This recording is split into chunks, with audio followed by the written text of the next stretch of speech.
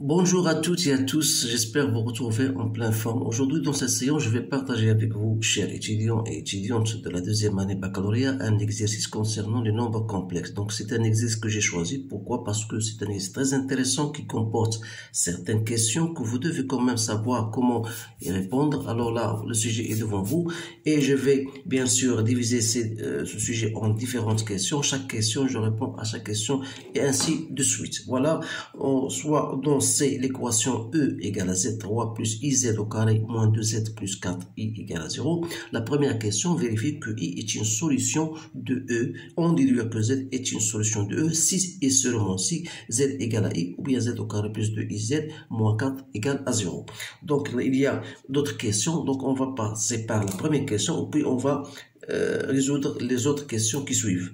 Alors premièrement, vérifier que I est une solution de E. Je pense que tout le monde peut répondre à cette question, soit bien sûr en remplaçant Z par I. Donc dire que I est une solution de cette équation. Donc on va poser P de Z, c'est tout ça. Donc on va remplacer I, Z par I. Donc on aura ZI au 3 plus I fois I au carré moins 2 fois I plus 4I.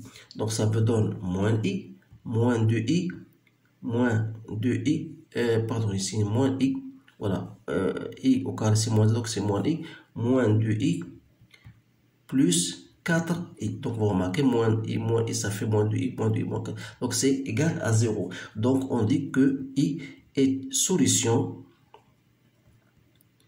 de l'équation E. Alors, s'il est en équation, c'est une solution, alors on dit que Z est solution de E, si et seulement si on a ça, ou Z au carré plus 2IZ moins 4 égale à 0. Alors, lorsqu'on dit, on va poser P de Z égale à Z3 plus IZ au carré moins 2Z plus 4I. Alors, puisque I est solution de l'équation E, soit de P de Z, ça veut dire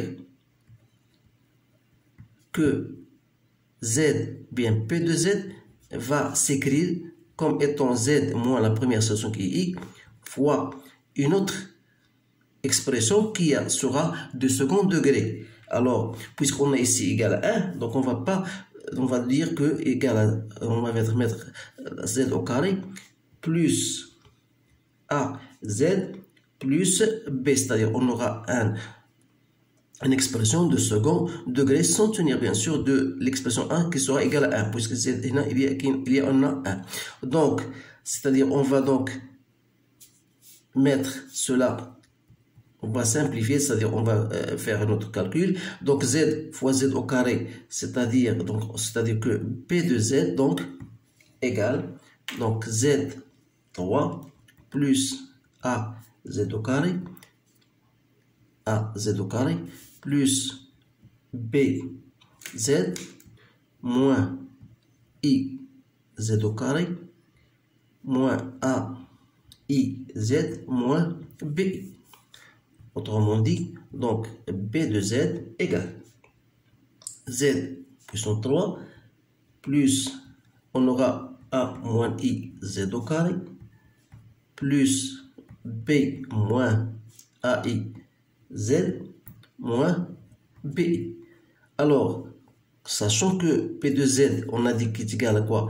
Il est égal à Z3 plus IZ au carré moins 2Z plus 4I. Alors, on va dire donc dans ce cas-là que A moins I égale à I. Donc, on aura dans ce cas A moins I égale à I. Reste B moins AI. Donc B moins AI sera égal à moins 2. Et on aura moins BI, voilà, égal à 4. 4 quoi? 4. Donc ça veut dire que B, on peut tirer directement B, c'est-à-dire que B égale à moins 4. Et il me reste A, c'est quoi? Égal à I plus I, donc est égal à 2I. Donc voilà, c'est-à-dire que B de Z va s'écrire comme étant Z moins I fois Z au carré plus A, je remplace A, donc de IZ moins 4. Dans ce cas, donc P de Z égale à 0. Vous remarquez que ou bien Z moins I égale à 0, ou bien Z au carré plus 2IZ moins 4 égale à 0. Donc on a bien répondu à la question posée. Maintenant, on vous demande de résoudre dans C l'équation E. Donc l'équation E égale à 0, ça veut dire que P de Z égale à 0, c'est-à-dire on aura Z, donc on a dit Z égale à I, ou bien, donc voilà, P de Z égale à 0, donc Z égale à I. Il nous reste de chercher les solutions de l'équation Z au carré plus IZ moins 4 égale à 0. Alors là, il faut déterminer delta. Delta, c'est bien égal à 2I au carré, moins 4 fois A fois moins 4. Donc ça vous donne moins 4 plus 16 égale à 12. Alors, dans ce cas, la première solution sera moins P, moins racine de delta. Donc, il y a 2 racines de 3 sur 2A, c'est-à-dire sur 2. Donc, c'est bien égal à moins racine de 3, moins I. Et l'autre solution sera égale, bien sûr, racine de 3, parce qu'on aura ici plus, moins I. Voilà. Donc, l'ensemble des solutions, c'est la première solution, c'est moins racine de 3 moins I, racine de 3 moins I, et vous avez I. Donc on a 3 solutions. Maintenant, on vous dit, voilà, dans le plan complexe muni d'un repère orthonormé, direct O, UV, on considère les points A, B et C d'affixes respectives ZA égale à I, ZB égale à racine de 3 moins I, et ZC égale à moins racine 3 moins I. Vous remarquez bien sûr que ce sont les solutions déjà trouvées. Alors, on vous demande de placer les points A, B, C dans le repère OUV.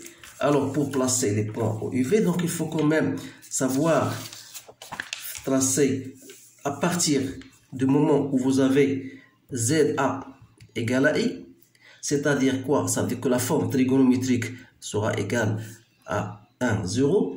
Pour ZB, qui est égal à racine de 3 moins I, donc c'est facile de trouver la forme trigonométrique.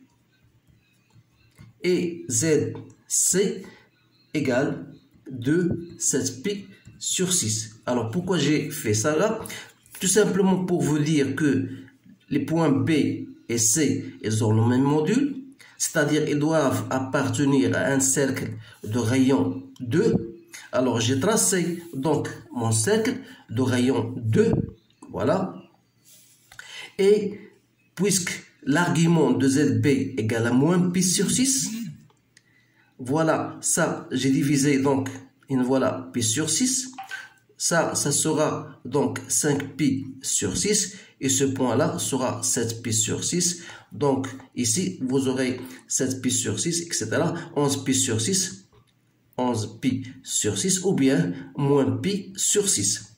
Alors, pour placer les points A, B, C, donc vous savez bien sûr que A est imaginaire pur, c'est-à-dire pas de problème, il se trouve sur l'axe des ordonnées et son argument est 1, c'est-à-dire il doit se trouver sur un cercle de rayon 1, c'est-à-dire voilà le point A.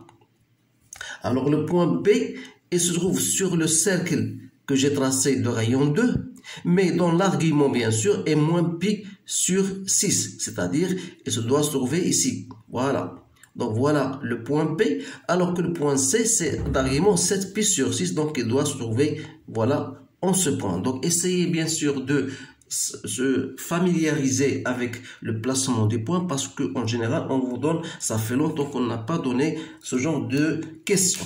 Alors, vous remarquez bien sûr, à partir de cette construction, je peux, voilà, pour vous montrer, pour répondre à la dernière question, voilà. Donc, la dernière question, on vous demande pour montrer que le triangle ABC est isocèle de sommet principal A. Alors là, d'après notre construction, vous remarquez bien sûr que l'axe des ordonnées est bien une médiatrice Donc, vous remarquez que AB égale à AC, chose que vous pouvez même vous assurer en disant, voilà, AC, c'est ZC moins ZA, qui veut s'assurer, bien sûr. Donc, c'est moins racine de 3 moins I, donc ça vous donne moins racine de 3 moins 2I.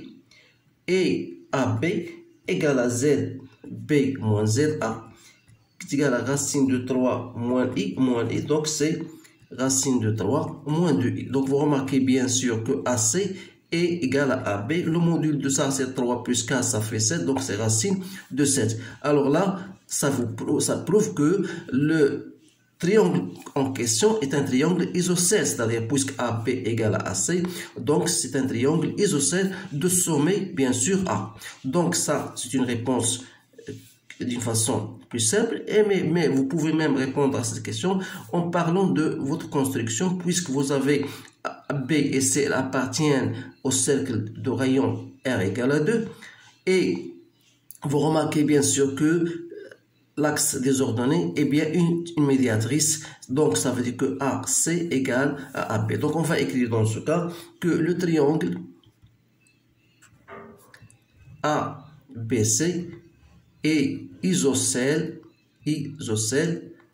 en A. Voilà, c'est-à-dire que c'est un triangle isocèle de sommet principal A. Dans ce cas, on a bien répondu à notre sujet. Donc, c'est un sujet simple, mais quand même, il faut quand même savoir comment répondre à ce genre de questions. Alors, je vous remercie de votre attention. Je vous souhaite une bonne chance et je vous dis à bientôt.